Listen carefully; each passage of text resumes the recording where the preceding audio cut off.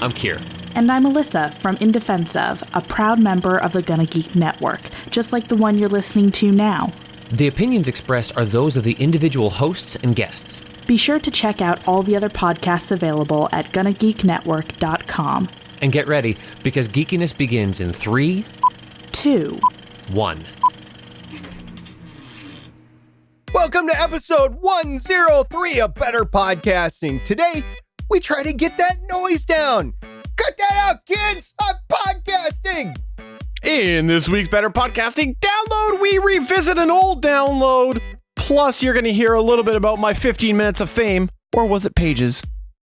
And finally, in this week's Better Podback, we light it up with feedback new and old. Lauren, light it up now!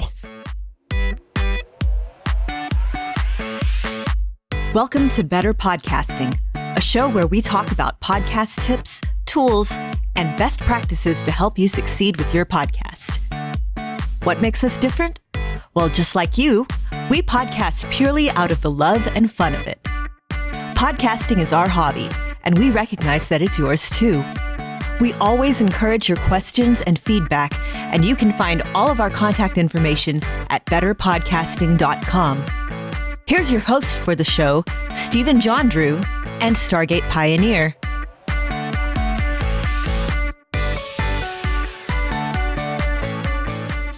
Hello and welcome to episode 103 of Better Podcasting. My name is Stephen John Drew, and with me, of course, is the wonderful Stargate Pioneer.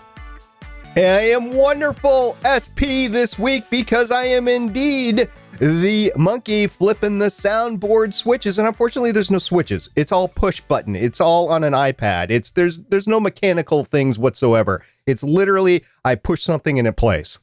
You know, a while back we talked about how there was the failure of that Adam Curry project. I forget what it was called, but that idea that you just have would totally sell for nostalgia reason. If it was a soundboard with physical switches, people would be like, oh, it's like the old days. So there you go. There's your $1 million idea right there, Stargate Pioneer.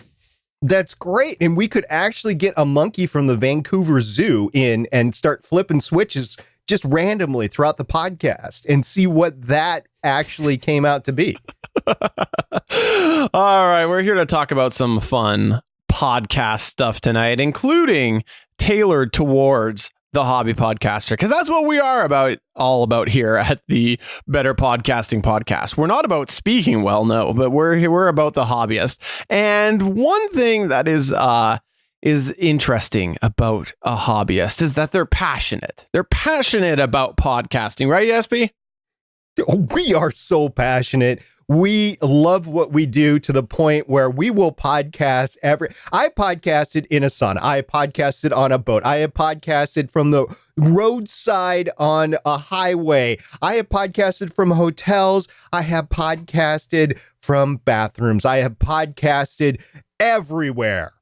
Yes, and we are also passionate about our equipment, right, Stargate Pioneer? Oh, I love my gear. I mean, that's what it's all about for me. I just love the gear. I'm a rocket scientist. The gear intrigues me. I mean, what's not to like about the gear? SP has no idea where I'm going with this, by the way. So one thing that is actually very interesting for me is this past weekend, I had a sort of bittersweet moment. For those of you who haven't been following or stalking me to the adequate levels, you might not know this, but last year I made a big jump for most of my podcast career. I said podcast career. Most of my podcast history, I was using what was called a Cakewalk FA66 Firewire audio interface. I was using that to capture. It went into a computer and I did it all that way. Yeah, there's pros and cons and all that stuff there. But last year I decided to make the jump to the Zoom H6 handheld recorder. Lot simpler process for me. This past weekend, I decided it was time to let it go. Why, you may have not known this, but it was actually still serving a purpose up until I sold it. It was acting as a camera riser at home. So when I get back from being on the road, I'm going to have to find a new riser. But it was a faithful device. And so I decided to let it go. It was pretty sad, though. It was very sad. So I say that actually authentically because I use that thing a lot. I learned a lot of podcasting stuff using that device. So it was kind of sad to see it go, which is why, of course, I decided to make a little video as I was about to run out the door. So excuse the sound, excuse the video if you're watching the video side of things. And I just thought I would catalog my last couple moments before I said farewell. Well, hello there, Better Podcasting and Gonna Geek listeners and watchers and viewers and hate mail senders. It is a very sad day for me today. You'll see that I didn't plan this at all. I'm about to head out. That's why you can see the backdrop behind me. It's against the wall.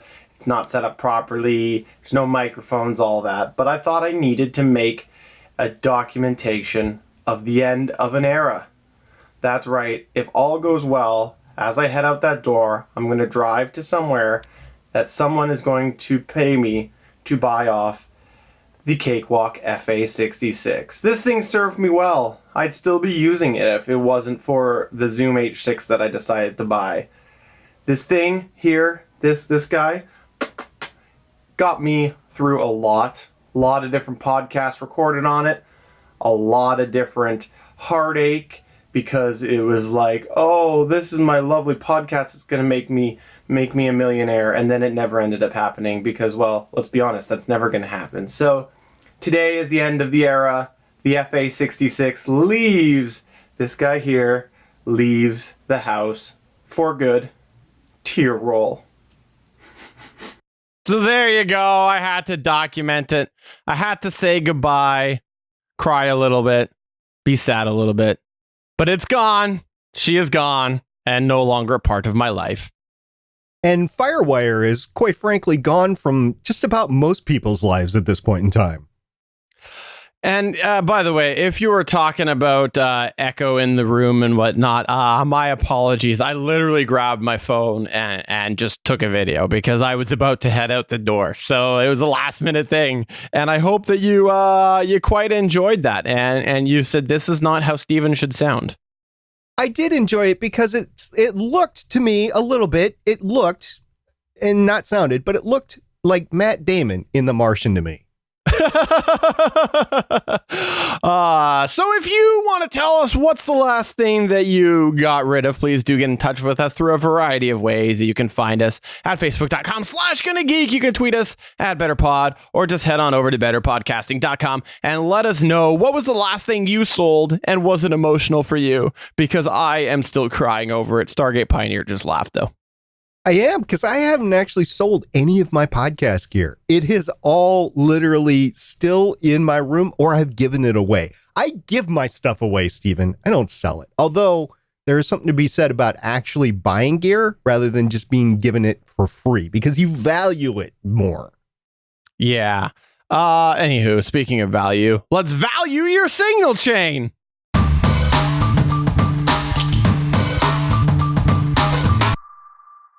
This week, we're talking about signal chain. That's right. Sometimes in your podcast world, you'll say to yourself, Steven, I hear hiss. It's hiss, and it's not me just making the sound going hiss. So what's going on? Well, Stargate Pioneer today has prepared a series of tips for you about reducing noise in your signal chain. I do. You know, every once in a while when we start recording on any one of my shows, including Better Podcasting or GonnaGeek.com, which I do with Steven and Chris over on Gonna Geek, is every once in a while somebody comes in and it's like, shh, or it sounds echoey, and you're like, are you on your right microphone? That's usually where we start out with. Are you on the right microphone? So you do a little tap on the microphone and okay, you're using that microphone, and then you start diagnosing from there. So generally, let's back up a step. Here on Better Podcasting, we generally have two key styles of episodes. The first is more softer tips and tricks. The other is, well, quite frankly, downright technical. Today, we're going to get technical. So today, we're going to talk about the signal chain. That's right. If you've ever wondered about some tips about how to reduce that hiss sound in your signal, today is your day on Better Podcasting. But before we start off, we have to start off with the most obvious. Neither of us are technical engineers. Nope. I might be a rocket scientist, but I am not trained in audio production. Steven, while he does have some video production training, is not a trained audio engineer.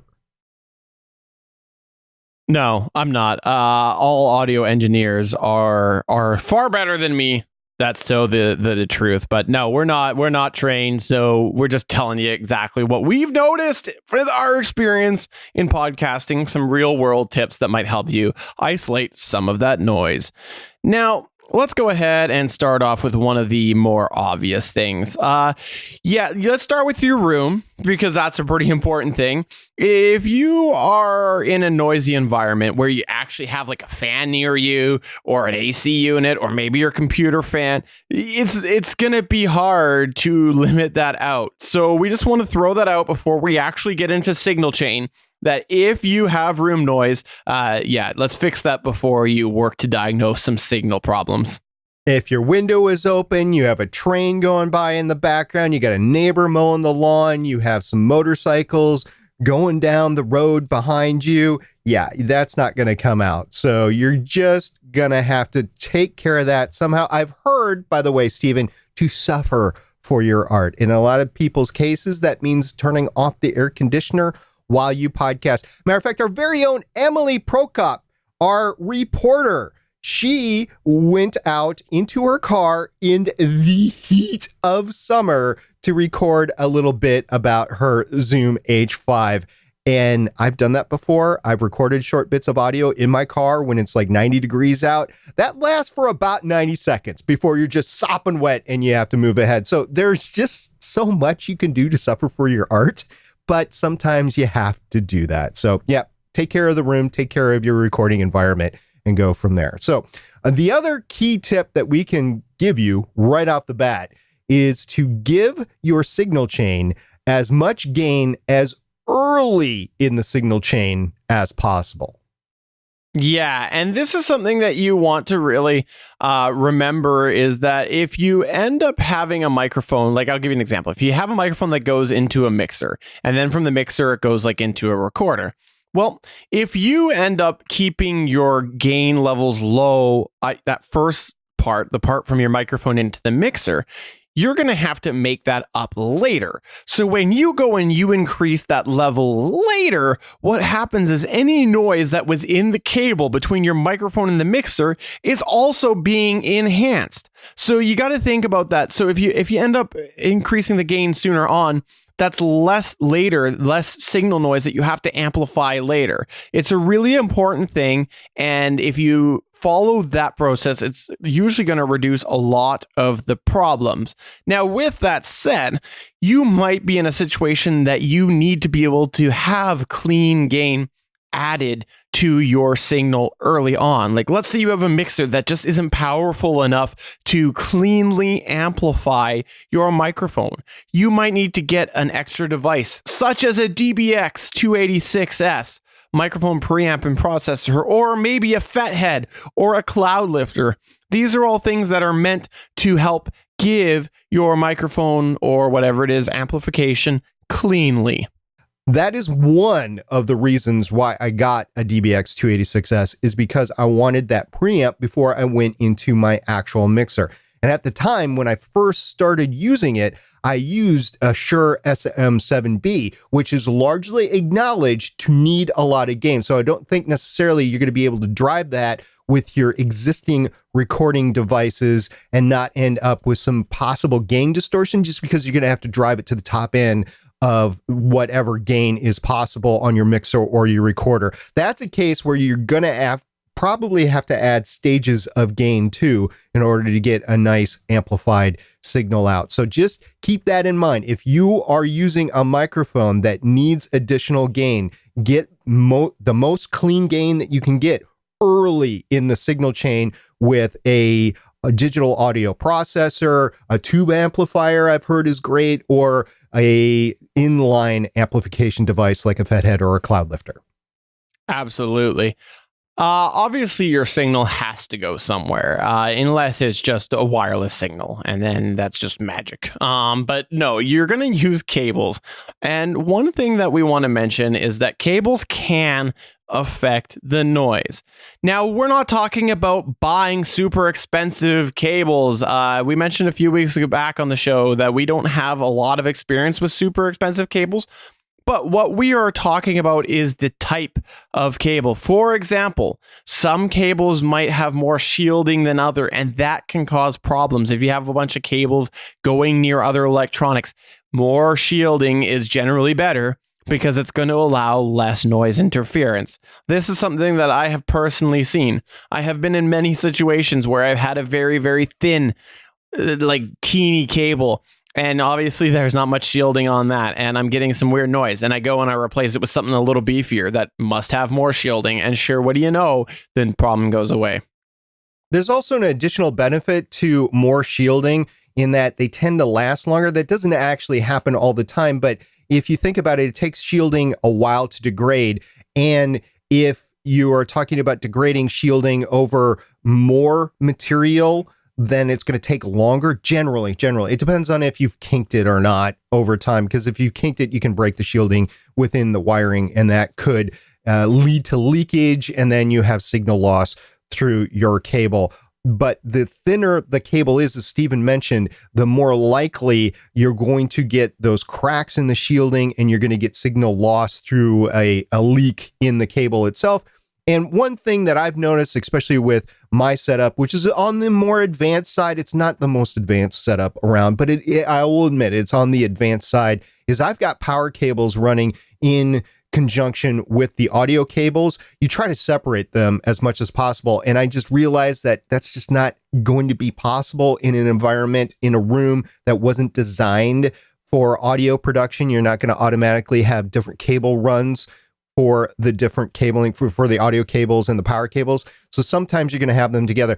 If you have to cross the cables, it's always best to go at a 90-degree angle. But if you can't do that, just try to separate them as much as possible to try to get a better, cleaner signal through the audio cable away from the electric cable.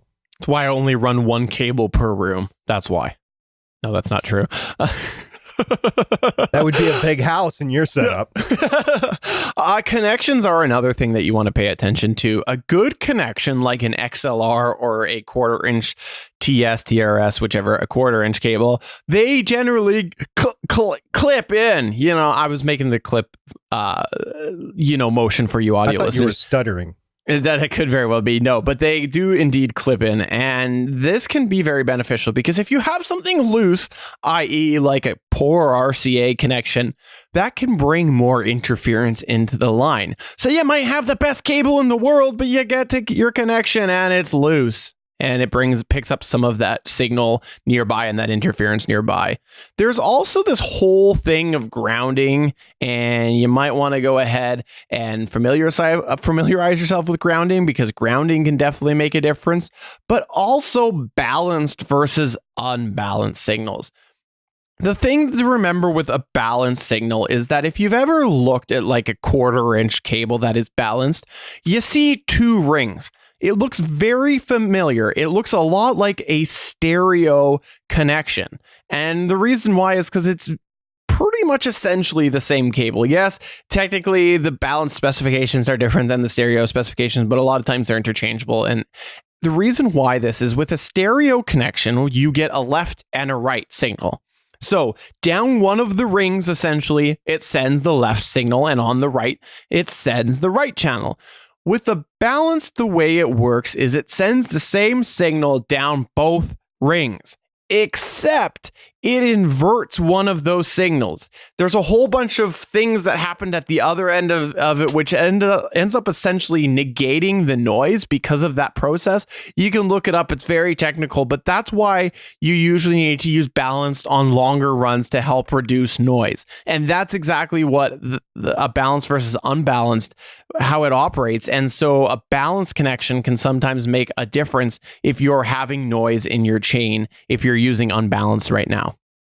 Another thing, just to let you know, if you're looking at a balanced versus unbalanced cables, If you happen to be using an audio interface or a mixer with an insert cable and you have some sort of a audio processor or a compressor outside of your mixer, you need to use what's known as an insert cable. And for the video watcher, I'm actually holding up an insert cable right now. Basically, it looks like a stereo connection on one hand. It's basically a tip and ring where the tip is send and the ring is receive, or maybe it's vice versa.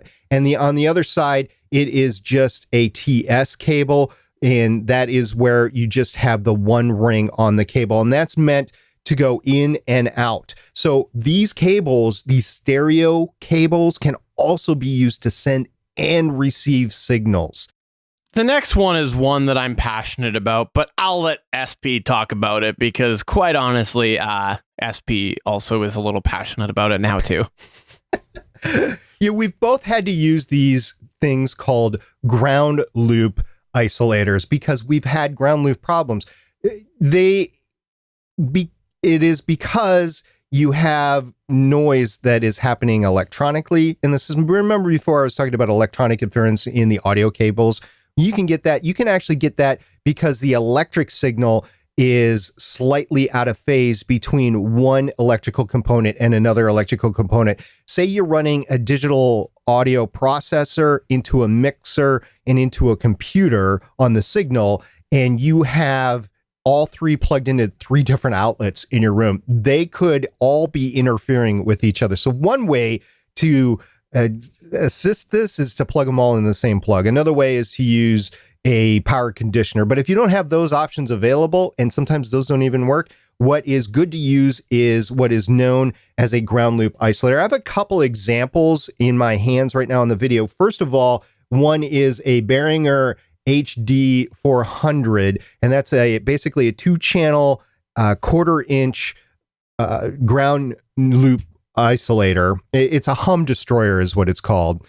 And this is pretty cool to use. I've used it a couple of times to try to diagnose issues going on with my old computer. It didn't work because my old computer was fried, but it would have worked if it had been that issue. And then another more common ground loop noise isolator is one that you can actually use in your car with the 3.5 millimeter jack if your car and your device takes 3.5 millimeters. But basically it's great. It's just this ground loop noise isolator, and then you plug in a 3.5 millimeter short cord into one side, and then your device into the other side. And it is great on getting that hum and hiss out in your car. Does it work 100% all the time? No, but it really mitigates it down. It takes that noise and hiss down several dB. Yeah, if you're having like a hiss or a hum or a whine is a huge indication.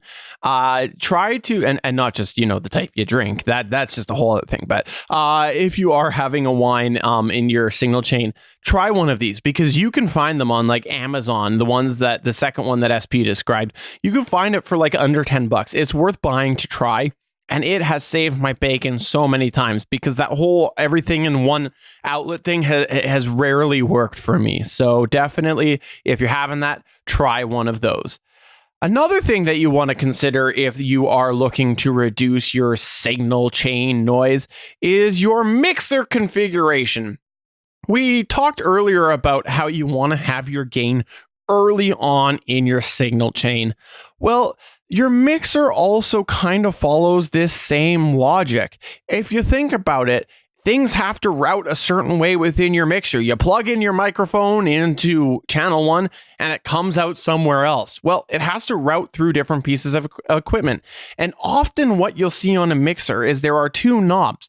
One is a gain knob, and the other is a volume knob, or, it's a fader or something like that. Often the way that mixers work is that the gain is one of the first essentially touches within that signal chain. And then from there, it passes it on to the fader. So that same logic we mentioned earlier about increasing your gain early on nearest to your microphone applies here.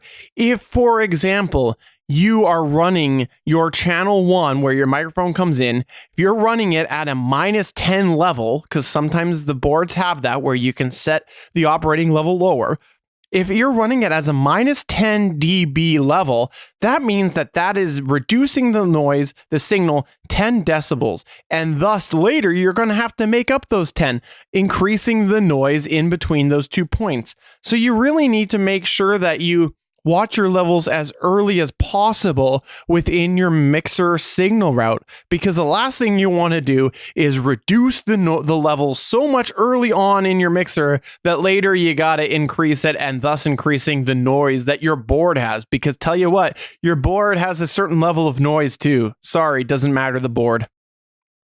It does, and it could just be the preamp. It could be the signal chain within the board, but every piece of electrical equipment, every piece of audio equipment is going to have some level of noise as you go in your signal chain. And just the key is to try to minimize that. And that's what we're talking about. So we hope that these tips have helped you. By the way, your noise levels are only going to be as good as your equipment. So there are some pieces of equipment that are noisier than others. And if you run into that, then you have to try to minimize the amount of gain going through that piece of equipment to try to maximize your clean signal. So if you've tried all of these tips and you still have a problem, one thing that you might want to try to do is remove certain components because of that. Like if, for example, you have your microphone and it goes into a mixer, and then from the mixer, it goes into your recorder, maybe try a couple different combinations. You look and you pull out that mixer and you see, is the noise still there? If the noise is gone, well, guess what? Sorry, the problem's in your mixer. Try to fix it or get a new mixer. I've had to get new mixers before. Matter of fact, I'm on my third mixer since I started podcasting. I just thought of something. Try to fix her or get a new mixer. Oh, Steven's on fire tonight from the hotel room. We hope that these audio tips have helped you. If you have another tip that we haven't talked about, or have a question about a particular instance where you're just receiving a lot of hiss and noise, please hit us up. We'll try to help you, but in some cases, you might end up having to get new equipment just because after you go through some troubleshooting, because equipment does go bad over time. Matter of fact, I just replaced a 20-foot XLR cable because it was getting too noisy. So yes, it does happen. It does. All right, well, let's go ahead and download. Welcome to this week's Better Podcasting Download.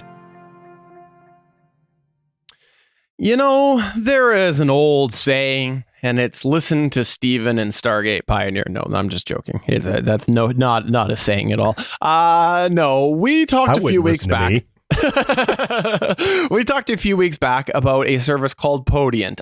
It is one that they made a bit of a splash earlier this year when they launched, and they did offer a free service. And we talked about 7 weeks ago about how Podiant had started the crowdfunding model. That's right. They were turning over to try to make some money by crowdfunding. This was something that they were looking to do because, of course, when you have a free service, you're not making money. So that's what they were looking to do.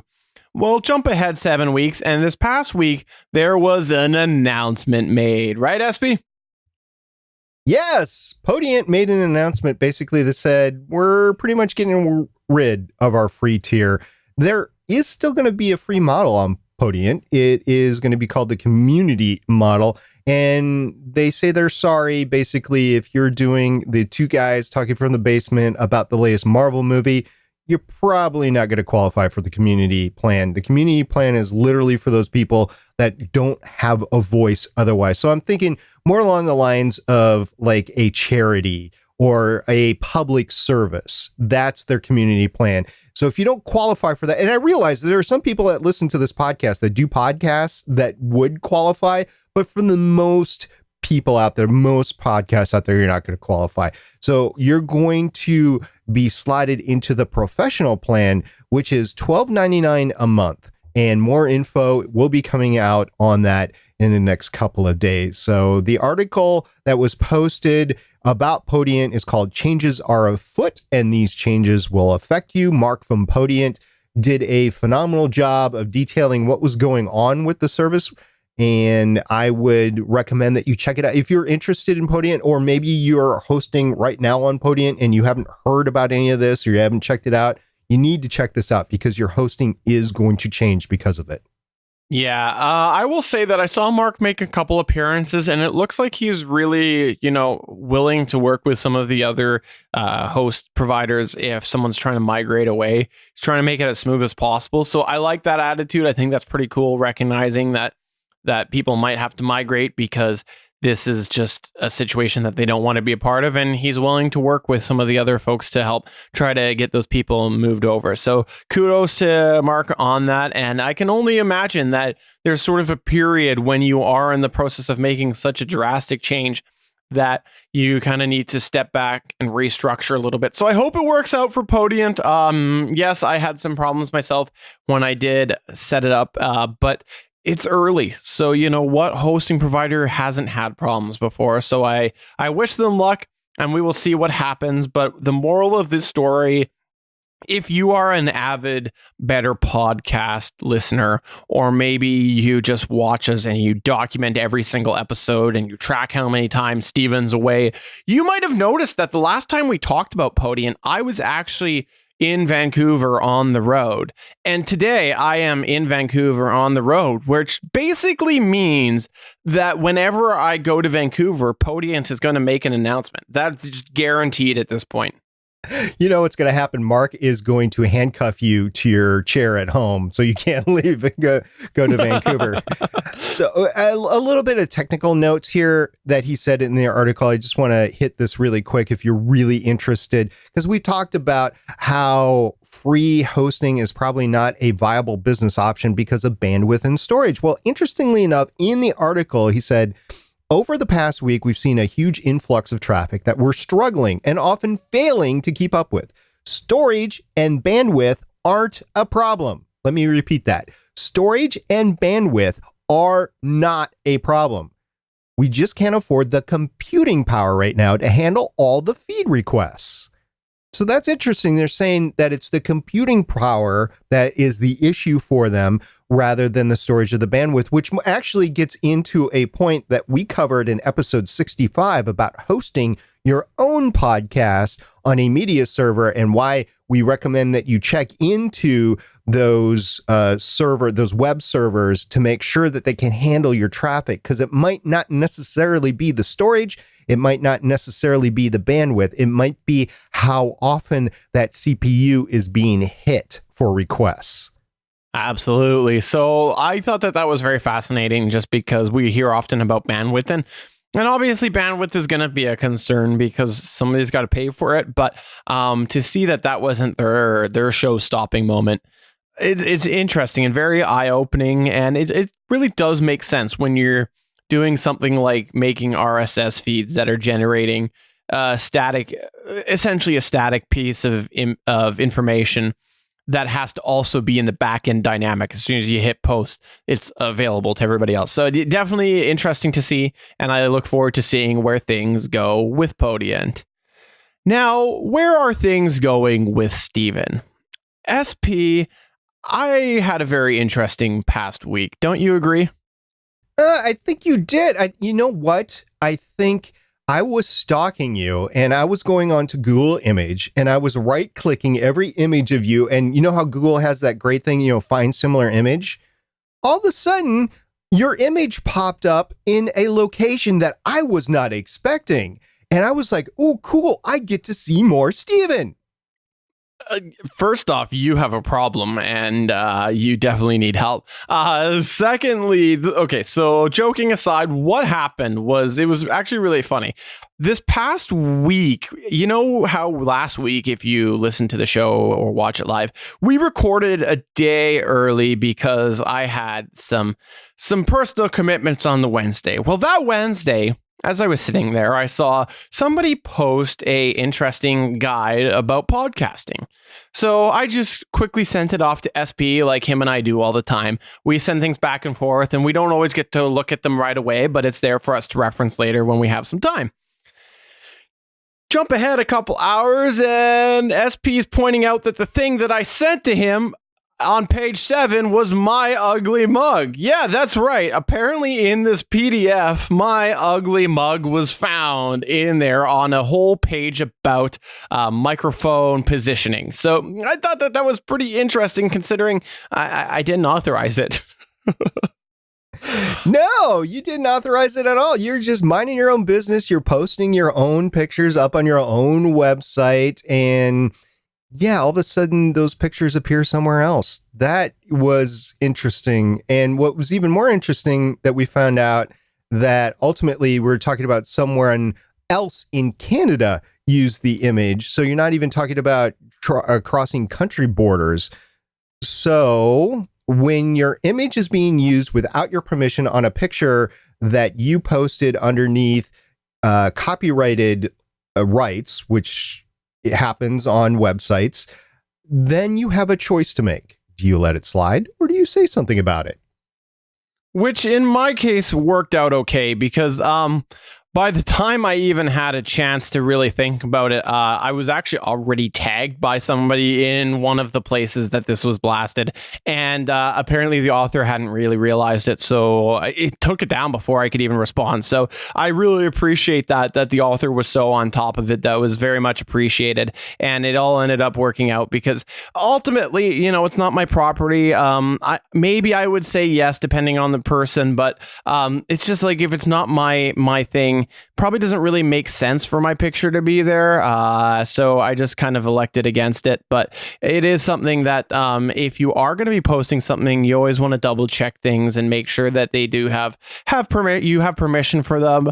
The long story short with this one here was I ended up locating pretty quickly. It was just the top Google for a certain Google term. I don't remember off the top of my head which Google term that it was, but I was able to find it pretty quick. There was 2 pictures, mine and somebody else, and I know what it was. It was podcast microphone placement, and it was one of the top ones on there. So I just thought that was interesting to see, and I really appreciate the author pulling that down proactively before I even had to say anything. So there was my whole 15 minutes of fame. I was page 7 of a PDF that was posted online.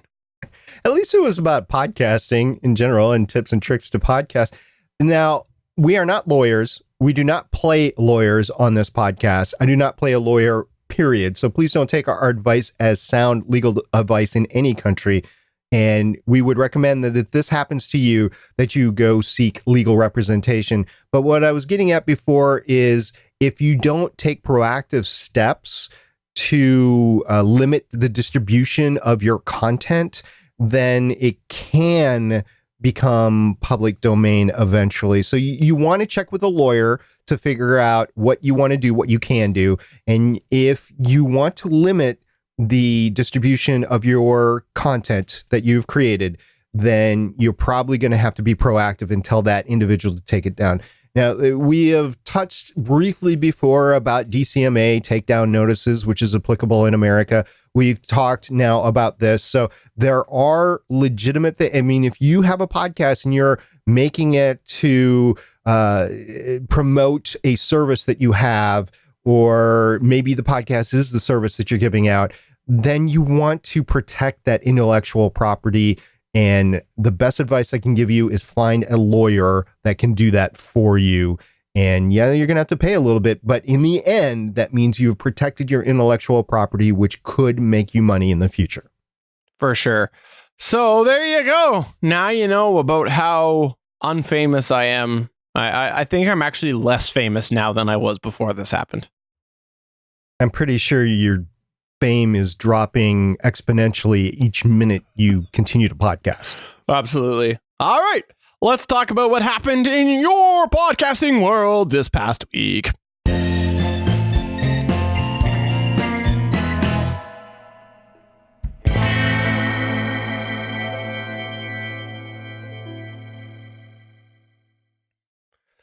Last week, while we were recording, we got a hilarious tweet from the one and only W. Scott Smith. You can find him at W. Scott Smith 19. No, he's not 18 or 20. He's W. Scott Smith 19 on Twitter. And he said, watching at Better Pod Live. And it was a picture of me and he was watching us with a magnifying glass. So we want to know, how do you watch us? Please tweet us at BetterPod with a picture of how you do watch us or listen to us, of course, because we know that the majority of our audience listens to us after the fact. So just send us a picture. How do you do that? And you can include yourself if you want, or you can just take a picture of the device that's watching us. It's cool. We just want to know, how exactly do you do that?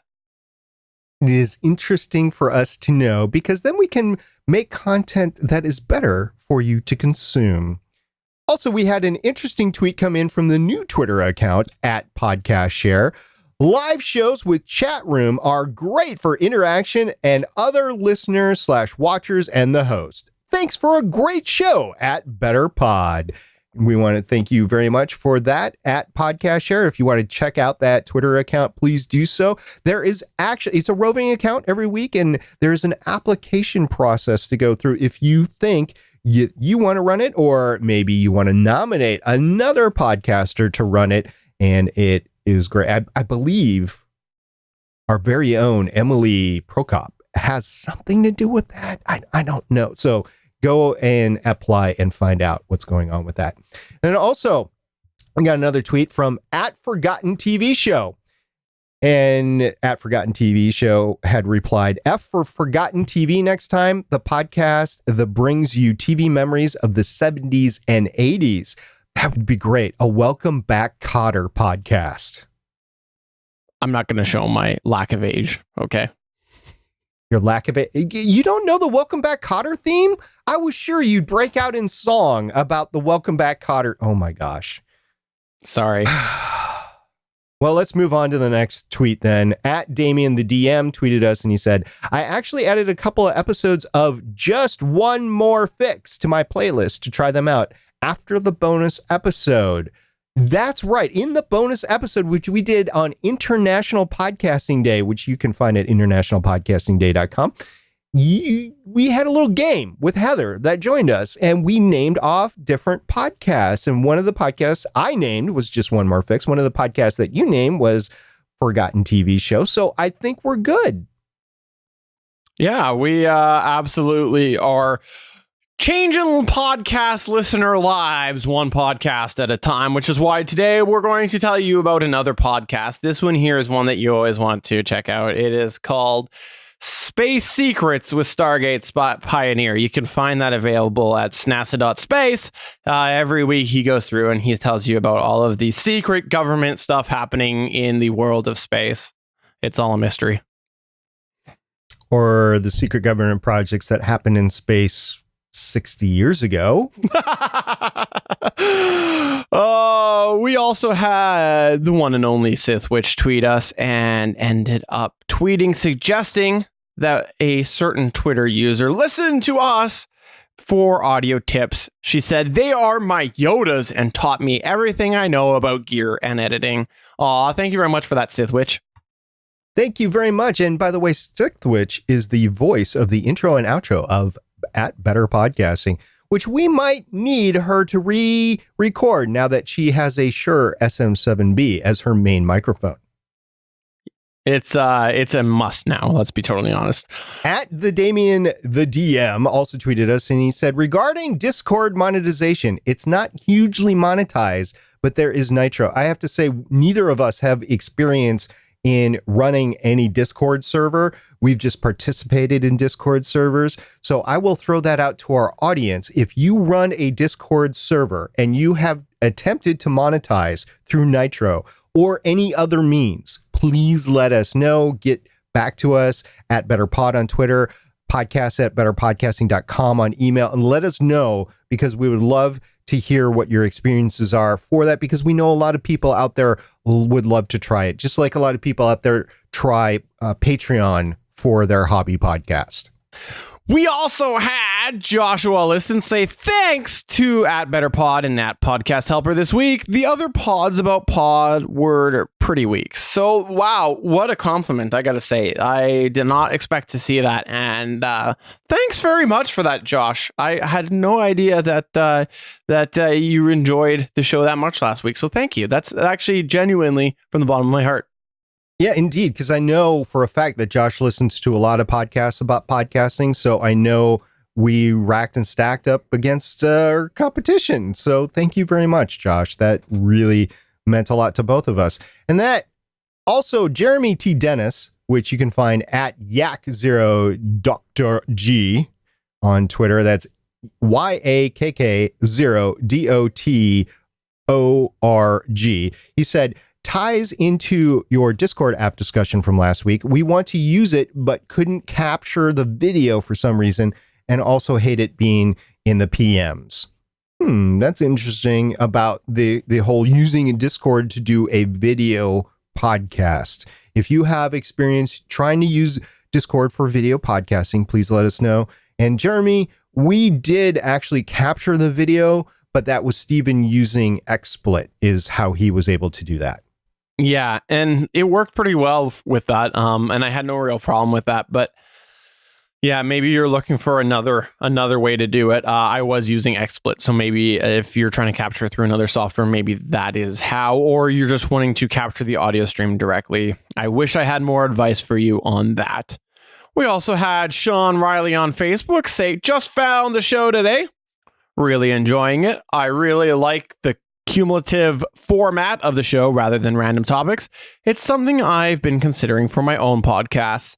And Sean, I will go ahead and apologize because I forgot to post this in our feedback from Facebook. This was a little bit ago. So that's on me because, as we know, Stargate Pioneer is not on Facebook because he went once and he ranted about how Mark Zuckerberg once beat him up and Mark Zuckerberg kicked him off of Facebook. He's mean. He's also been working out, so I don't know if I want to mess with him. He can throw a mean punch. We really, honestly, though, appreciate that feedback because that shows us that you do definitely like that format, and we hope that you still are listening to the show and you still like it. But that is going to take us towards the end of the Better Podcasting podcast. Before we wrap up, I feel like I need to bounce off of my brief Zoom L12 discussion that I mentioned earlier, because those of you who are not familiar with my Zoom L12 experience may not know that I had a weird clipping noise that has been occasionally happening as I record it. Now, I'm not sure what was going on with it, but the long story short is that I filed a ticket and they believe that it is localized, of course, to my one unit. So I've actually just yesterday, before I left, sent it off. So it is on its way to Zoom to look at and hopefully diagnose and fix. I will report back, but I wanted to mention it on the show for two reasons. Number one, because I know a lot of people who have watched live have heard this problem. And so I want to make sure I set the record straight about that at this point, it is believed to be localized to my L12. I will report back once I get the unit back. The second reason why is because now we can count down how many days until I stop crying because I miss my L12. I miss it a lot. I miss your L12 too. I missed you licking it after every show. For those of you that don't know, once we turn off the live feed, Steven would always show me 5 minutes of L12 porn of him licking the mixer. So I don't know. Maybe that had something to do with the clipping. I don't know. No, I'm kidding, folks. Zoom, if you're listening, I'm kidding. Steven did not actually lick the mixer. As far as I know, he did not lick the mixer. So that shouldn't be the way it is. But yes, I miss it because it is a new digital age. And if I had the ability to bring in multiple video streams, and if I had the bandwidth to do that, which I don't, but if I did, I would have that L12 like Steven right now, and I would be using it as well. But yeah, I don't. So I miss Steven's. So if you have any other questions about it, please let me know. Now, obviously, I may not be able to answer them until I get it back. However, I just wanted to make sure, again, to set the record straight about it and make sure that I tell you that I will follow up once I get it back and we will have an official debrief because I'm quite enjoying it. And it is complicated, but been very useful for my particular setup. So that is going to take us towards the end of episode number 103 of Better Podcasting. I'm Stephen John Drew saying thanks for watching, thanks for listening, thanks for checking things out, and sorry you had to see my ugly mug in extra place.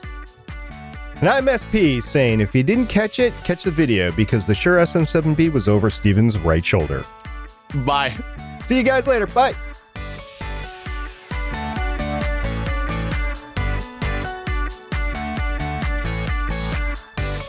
Thank you for listening to another episode of Better Podcasting. We want to hear from you. You can find all of our contact information at betterpodcasting.com. If you like the show, please consider giving us a 5-star review in iTunes. We encourage you to check out all of the other geeky podcasts available at GonnaGeekNetwork.com. This has been a Gonna Geek production. Thanks for listening, and we will see you again next week.